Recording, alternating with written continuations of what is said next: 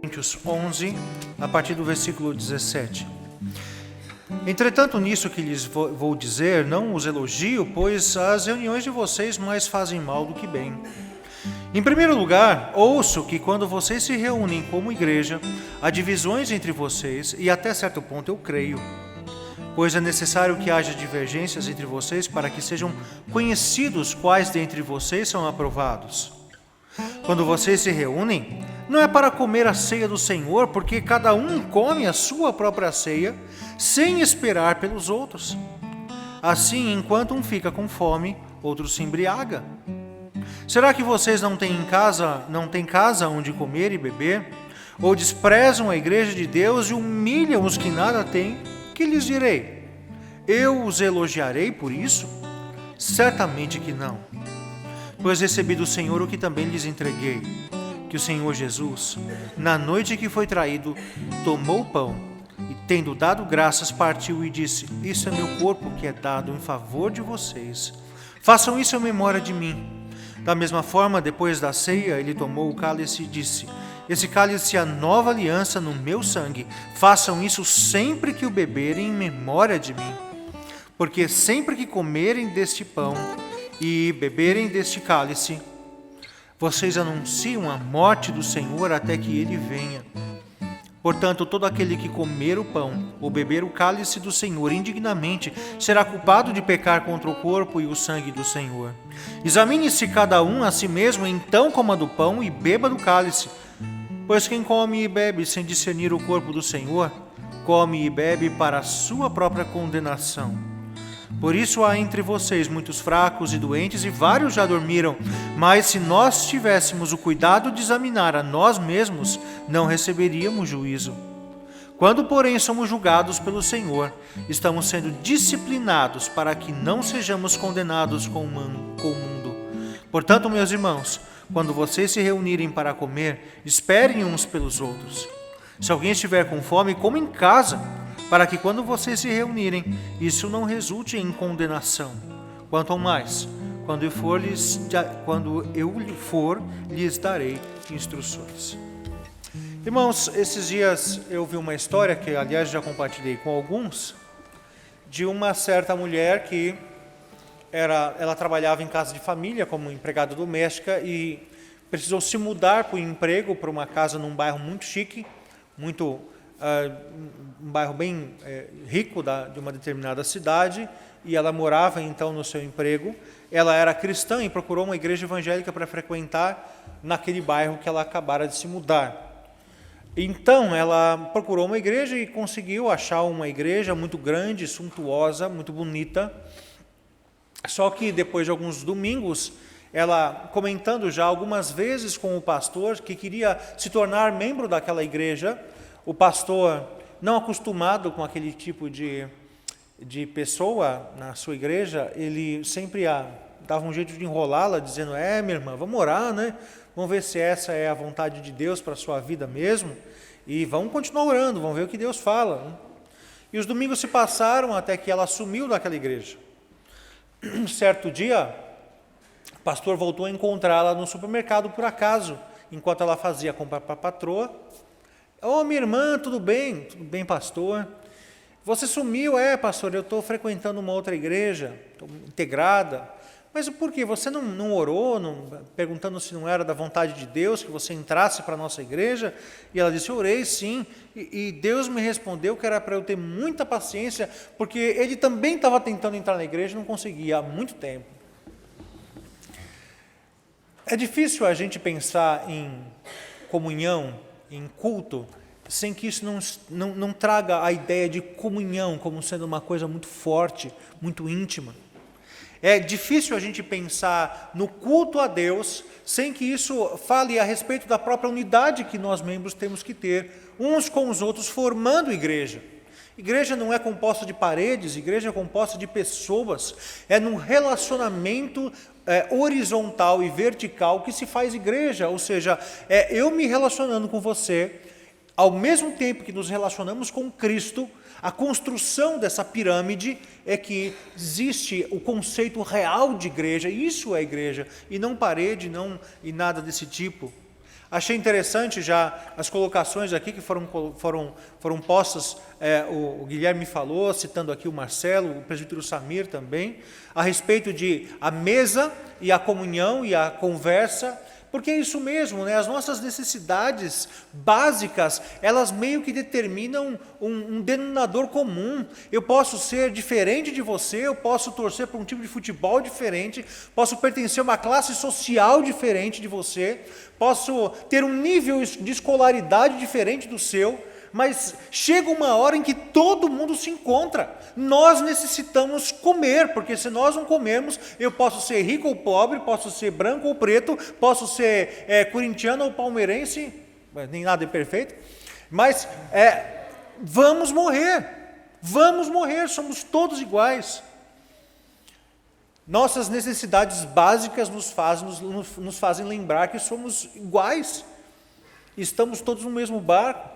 Alguns meses eu estive, os irmãos devem se lembrar disso, que eu noticiei na época, eu estive numa reunião, no congresso em Brasília, para tratar sobre liberdade de culto e liberdade de consciência cristã, e eu estava lavando a mão no toalete quando entrou um deputado muito conhecido, entrou dentro da casinha interna do WC, e ele virou para mim e disse assim: nessa hora todos nós somos mortais.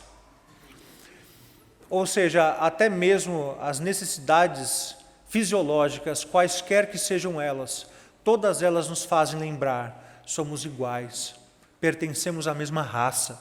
Embora possamos ser muito diferentes em tantas coisas, pertencemos à mesma raça. Daí é interessante, irmãos, que Jesus teve uma preocupação muito grande. Um dos seus últimos atos antes da sua morte na cruz foi celebrar uma ceia. Foi fazer com que os seus discípulos percebessem que é em volta dessa mesa que nós nos fazemos um. A igreja primitiva tinha essa consciência, e ali nós temos o relato que envolvia duas circunstâncias: o partir o pão de casa em casa, que era a celebração da ceia em pequenos grupos, em pequenas igrejas nas casas, mas também celebravam as suas refeições em comum. Eram as duas coisas que lembravam que eles eram igreja e tinham que estar sentados, desfrutando da mesma comida, da mesma bebida, e eles tinham que partilhar das coisas e fazer um. Em volta da mesa se faz um corpo, em volta da mesa se constrói relacionamentos.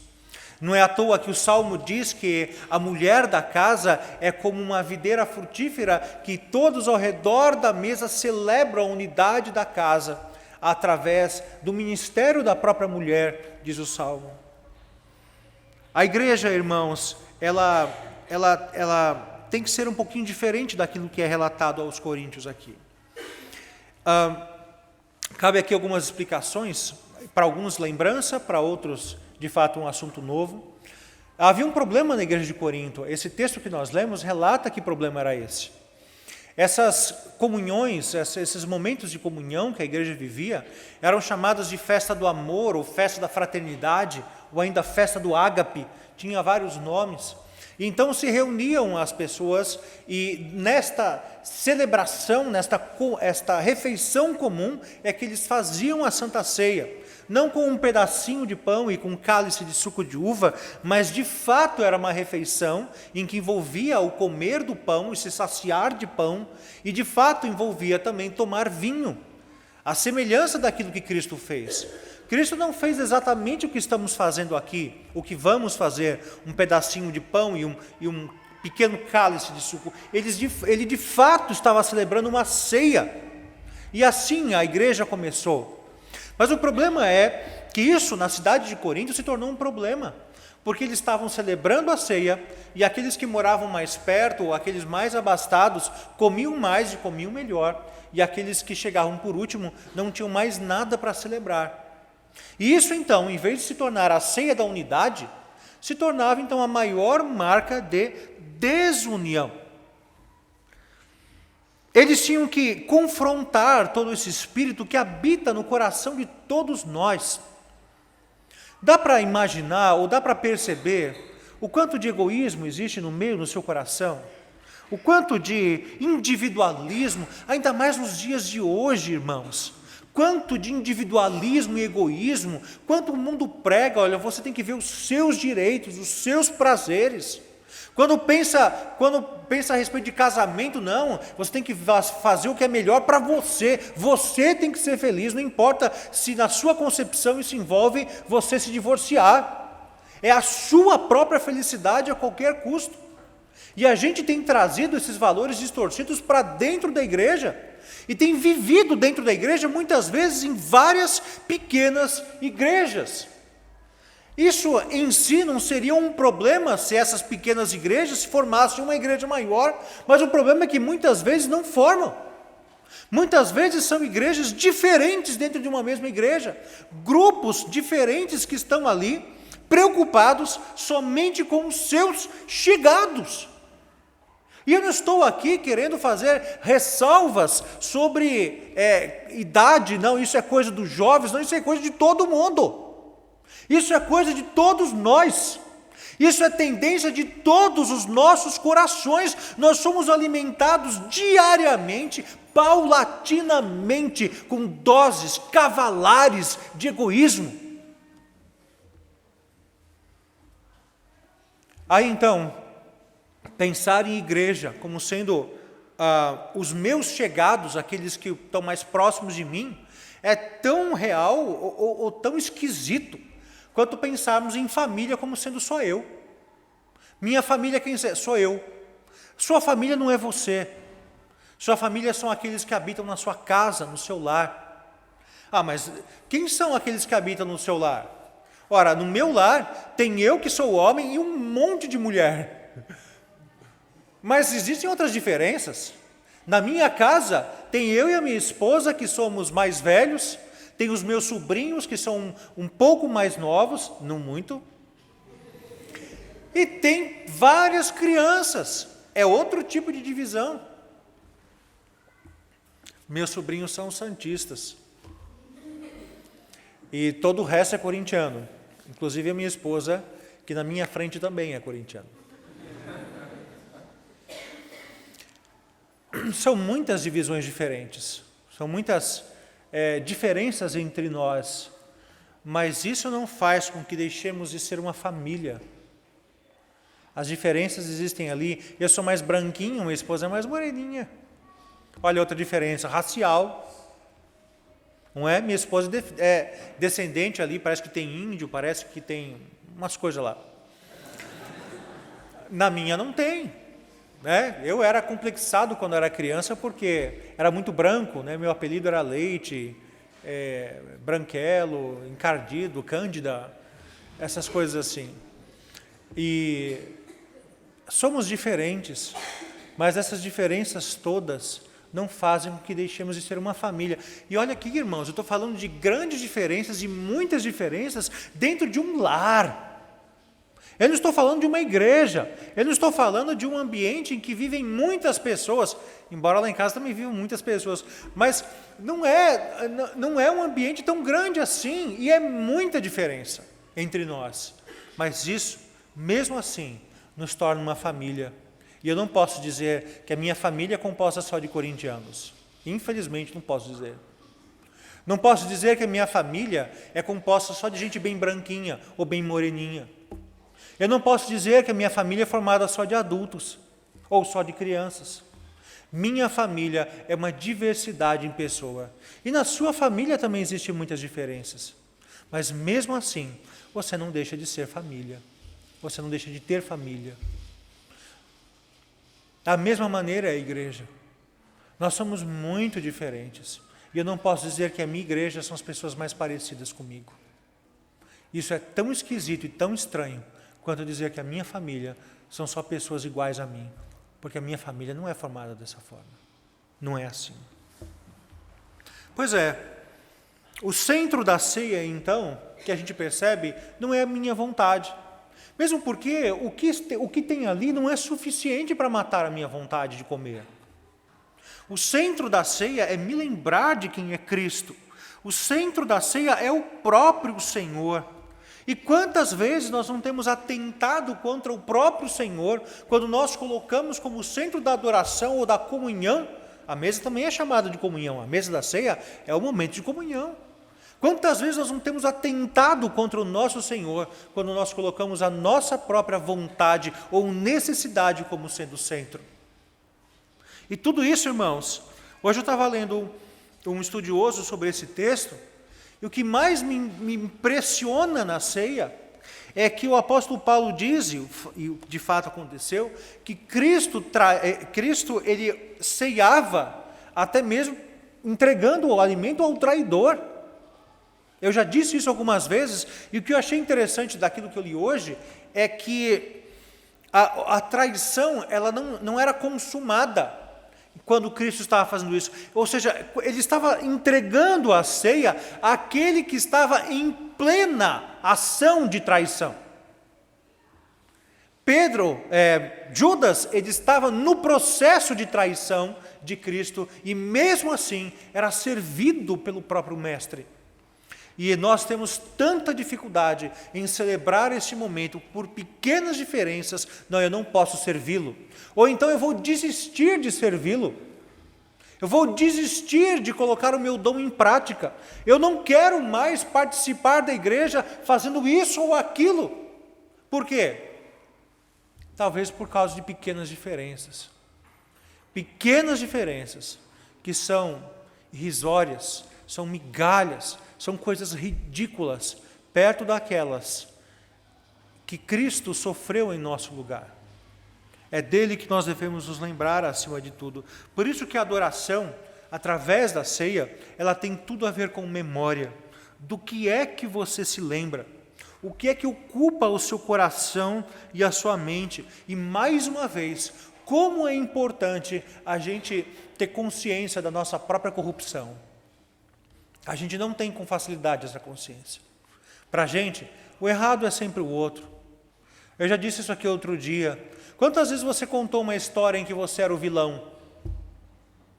Quantas vezes você chegou em público ou diante de amigos e disse assim, olha, tem uma coisa para contar para vocês, e você conta uma história em que você é quem pisou na bola? Você já fez isso? Eu te garanto que é muito raro alguém fazer isso. Geralmente, até mesmo se a gente foi o vilão, a gente dá um jeito de contar a história em que, na nossa visão, a gente passa a dar a entender que nós fomos os mocinhos. Ou então porque se nós fizermos algo errado, nós tínhamos uma justificativa, nós tínhamos um motivo muito bom para fazer alguma coisa errada. Nós não temos consciência da nossa própria corrupção. E isso se faz ver na nossa memória também. Já repararam como a nossa memória é seletiva? Como nós escolhemos as coisas que ocupam a nossa memória? Geralmente são as coisas más. E é fato, irmãos, o mal tem um poder sobre a nossa memória incrível. Você tem mais capacidade e ocupa de maneira mais importante a sua memória as coisas más que são feitas contra você do que as coisas boas.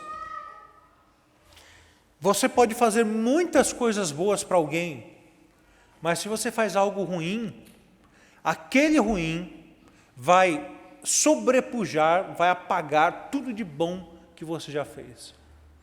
No casamento a gente vê muito disso, não é? Às vezes você vê ali uma briga que acontece, um pisou na bola em relação ao outro, coisa que acontece mesmo. Mas aquele problema foi um problema, diante de tantos atos de bondade, tantas provas de amor que já foram dadas, mas por causa de um momento, às vezes de uma palavra, de uma colocação, um olhar, a gente coloca a perder todo um histórico de amor por detrás daquilo. Nossa mente é seletiva.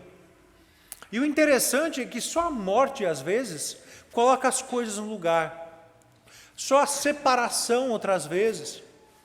Quando a gente pensa nos políticos, não é? Tantos homens que fizeram tantas coisas más, mas depois que morrem, os homens viram santos, impressionante. Estátua, ocupam a nota, a cédula, lá, estampa, a cédula, enfim. A coisa que mais perde voto é você falar mal de político que já morreu, não é?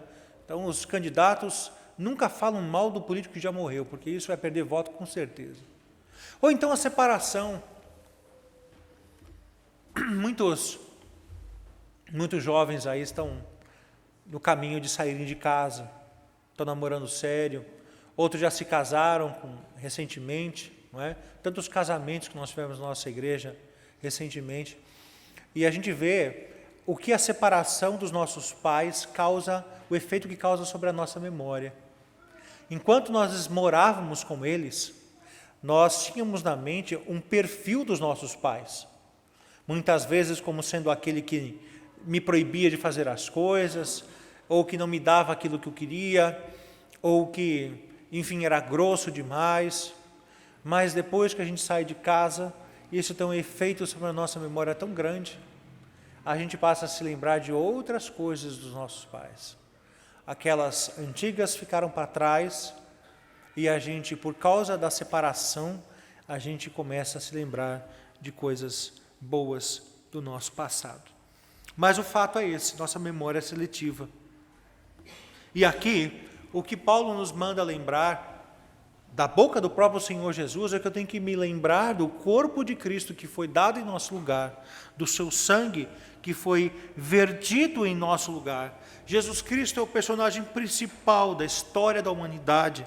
É por causa dele que a história se divide em duas, antes de Cristo e depois de Cristo, e a nossa vida também é assim. A sua morte foi a morte mais importante de toda a história. Por isso, irmãos, todo o resto deveria ficar, apagado, ou pelo menos em segundo plano, porque lembramos da morte de Cristo. Todo o resto é pequeno demais. Sabe quando Jesus chama a mulher adúltera, fica aos pés dele, e então ele vira para o povo que queria apedrejá-lo e diz: aquele que não tiver sem nenhum pecado, aquele que não tiver pecado, seja o primeiro a lançar pedra. O que Jesus está fazendo é com que cada um se lembre dos seus próprios erros. A morte de Cristo e a mensagem da cruz faz com que as coisas fiquem pequenas. A tristeza que você tem em relação ao seu irmão, ou talvez a mágoa que você sinta em relação ao seu marido, à sua esposa. Se hoje você se lembrar devidamente da ceia e do fato de Cristo ter morrido por nós quando nós éramos ainda pecadores, essas mágoas que você tem, essas lembranças malignas que ocupam o seu coração e sua mente, elas deveriam, ficar tão pequenas, ao ponto de desaparecer. Certa vez Jesus contou a parábola do credor incompassivo, um homem que teve a sua dívida gigantesca perdoada, mas ele não era capaz de perdoar uma dívida ridícula de um seu companheiro, de um seu amigo.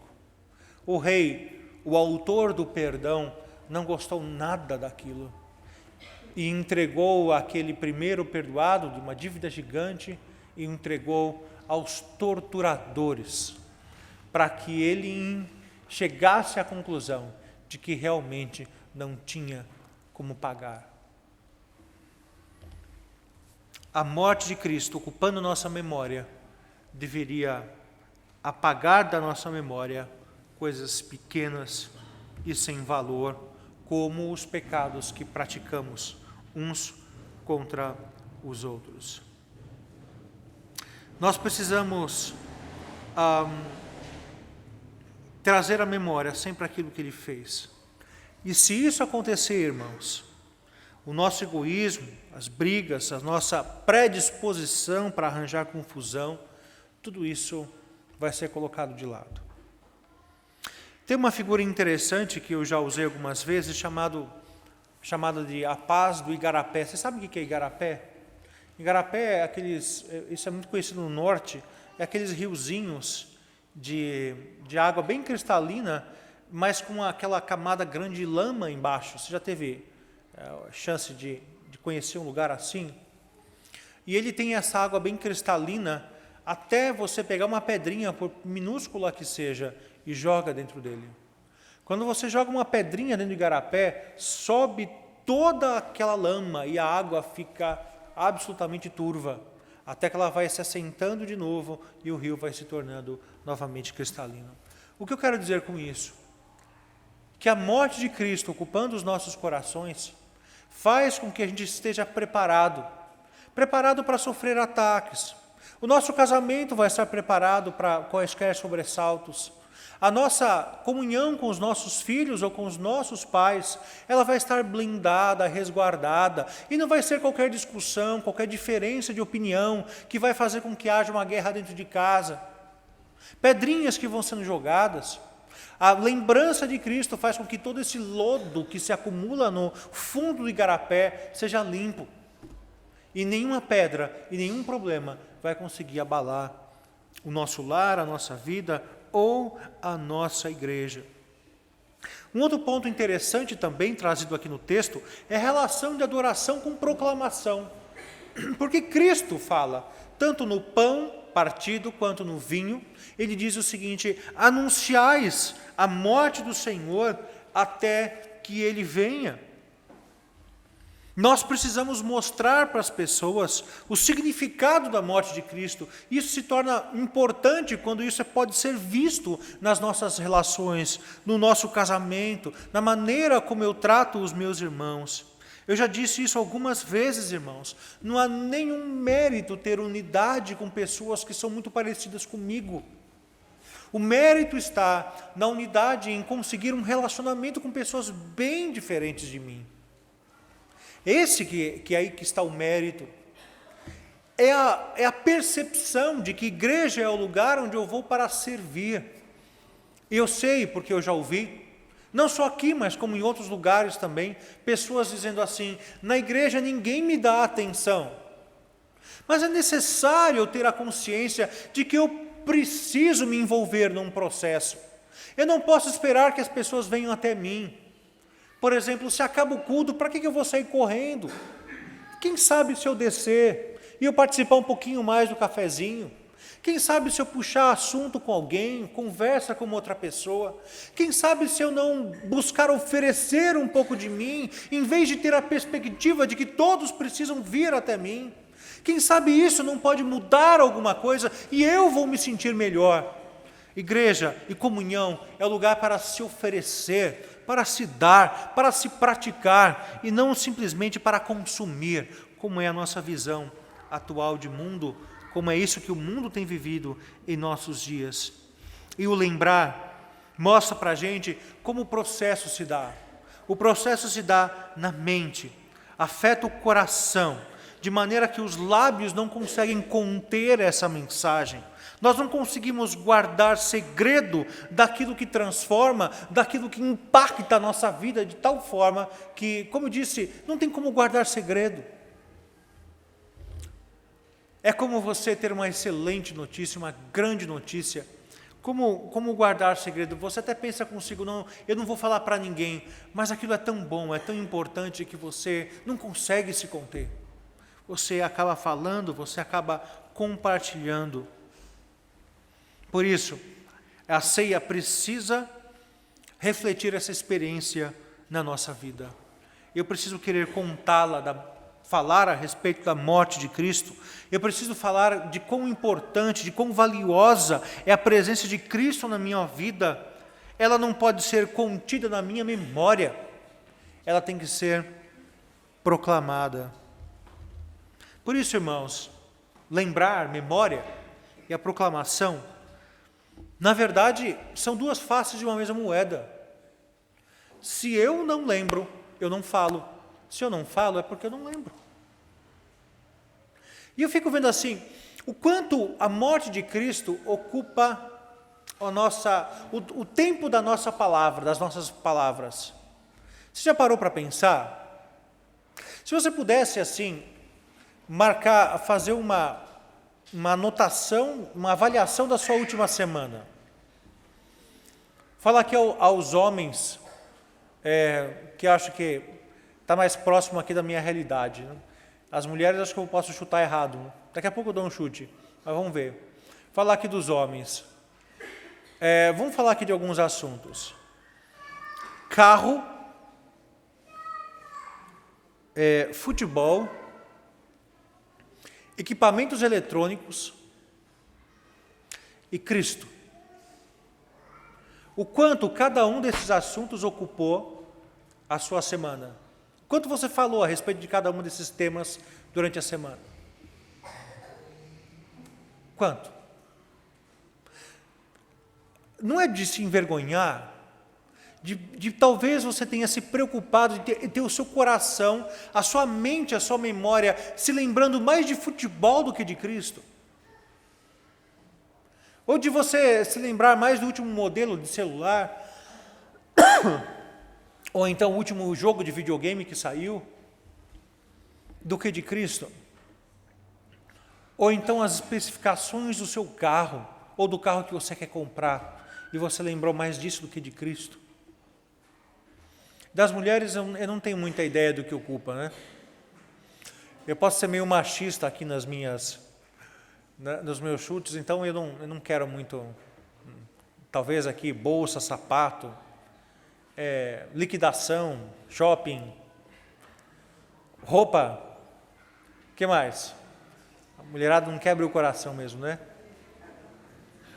O quanto essas coisas, moda, o quanto essa novela, nossa, aí já baixou o nível demais, né? O quanto essas coisas ocupam o coração, e talvez no final da semana você chegue à conclusão: eu falei mais sobre isso porque eu lembrei mais disso. Meu coração se encheu disso porque a minha memória, essas coisas não saíram da minha memória. É triste, irmãos, quanto nós temos sofrido com a secularização, quanto o mundo tem entrado na nossa cabeça, no nosso coração, na nossa família, na nossa igreja. Nós não podemos viver sem Cristo. A ceia, em última análise, traz essa ideia. Vocês já viram quantas vezes durante o Evangelho Jesus se compara às nossas necessidades elementares? Quantas vezes Jesus Cristo fala de água? Ah, mulher samaritana, se você bebesse da água que eu tenho para te dar, você jamais teria sede. Ou então, quando ele chega no último dia da festa dos tabernáculos, se coloca de pé sobre uma mesa e diz: quem tem sede, vem a mim e beba, e do seu interior fluirão rios de água viva. Ou então, quando ele acaba de multiplicar os pães e fala assim: vocês estão querendo me proclamar rei porque vocês comeram do pão? Os pais de vocês que comeram do maná no deserto morreram todos, e vocês estão querendo seguir pelo mesmo caminho. Eu sou o pão vivo que desce do céu. Quem se alimenta de mim jamais morrerá. Jesus sempre se compara às nossas necessidades mais básicas. Ele é o nosso alimento, Ele é o que sacia a nossa sede, Ele é a nossa maior nutrição. Nós deveríamos nos ver completamente dependentes dEle. Novamente, e eu quero já terminar minha palavra do mesmo jeito que eu comecei.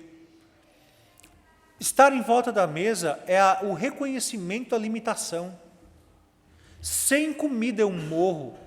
A comida aponta para a minha fragilidade, para a minha limitação. Aponta para o fato de que eu preciso de um elemento externo para permanecer vivo. Cristo é aquilo que deveria ser a nossa comida e a nossa bebida. Da mesma maneira que Ele próprio disse: a minha comida, a minha bebida, o que quer? Fazer a vontade do meu Pai. Agora me diga uma coisa: o que acontece quando alguém para de comer e para de beber? Vamos supor que você, dos filmes que a gente já viu por aí, alguém está no deserto e não tem mais comida, não tem mais bebida, e ele está lá caminhando, e aí o que acontece com ele? Começa a ter visões, não é verdade? Não é isso que acontece? E tem muita gente hoje em dia nas nossas igrejas que está tendo visão. E dizem que isso é sinônimo de espiritualidade. Mas na verdade é fruto da falta da verdadeira comida e da verdadeira bebida. Visão, muitas vezes, irmãos, não é espiritualidade, não. Visão é sinônimo de fome, de crente raquítico, que está enxergando coisa que não existe. Nós precisamos mesmo é de Jesus. E as consequências são drásticas para aquele que para de se alimentar dele. Meu intuito não era expor o texto versículo por versículo, somente algumas coisas pontuais. A ceia aponta para um relacionamento que temos que ter com Cristo, de dependência dele, e para o fato de que não deveria existir nada mais importante na nossa vida do que a gente precisar de Jesus. Ontem estava conversando com um irmão, um papo muito gostoso, falando a respeito de como esse egoísmo contrasta com o ministério de Cristo. A razão da nossa vida, não só como cristão, mas como gente, é você propiciar a existência do outro. Deixa eu explicar isso melhor. A sua vida passa a ter sentido quando a sua vida é usada para que o outro tenha vida. Por isso que eu vejo, irmãos, que pessoas com família grande são mais felizes quando idosos. Isso não é coisa da minha cabeça, não. A Bíblia diz no Salmo que este não será envergonhado quando os inimigos baterem à porta. Aquele que enche a sua aljava de flechas, aquele que tem filhos.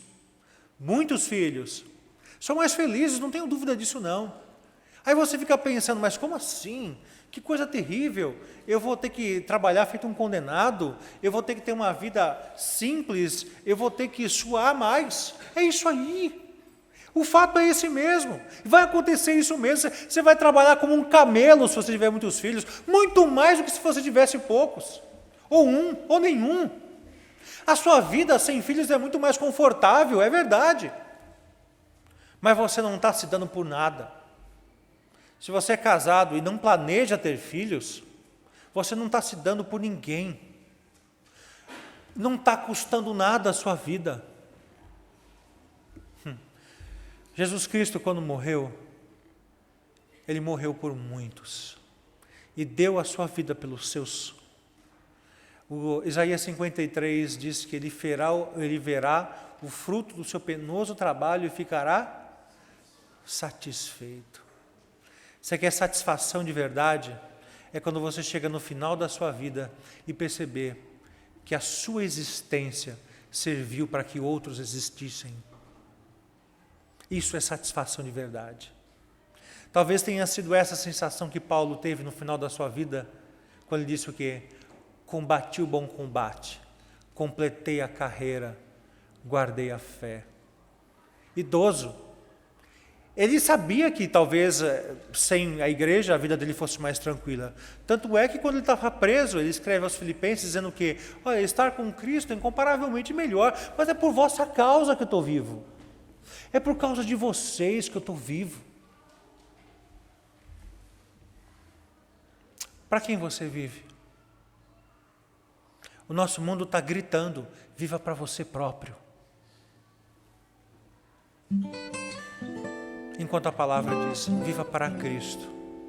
E você vai provar que você vive para Cristo, quando você viver para o outro, para o seu irmão. Isso tem sentido. Se você viver pelo outro, para o outro, você vai chegar no final da sua vida e vai ver uma coisa que está muito em moda hoje em dia, né? Legado, herança. Você vai ter deixado marcas. Essa é uma vida plena. Nós imitamos a Cristo quando vivemos para o outro, porque Ele não viveu para si, Ele viveu para nós, morreu para nós. E isso fez com que Ele ficasse muito feliz depois de ressurreto. Que possamos experimentar as mesmas coisas com Cristo, irmãos. Que tenhamos em mais profundidade o conceito de adoração, do quanto a ceia mostra para a gente o que a adoração tem a ver com memória, com proclamação, e com a dependência ou nutrição que temos que ter do sangue e do corpo de Cristo. Que Ele nos abençoe.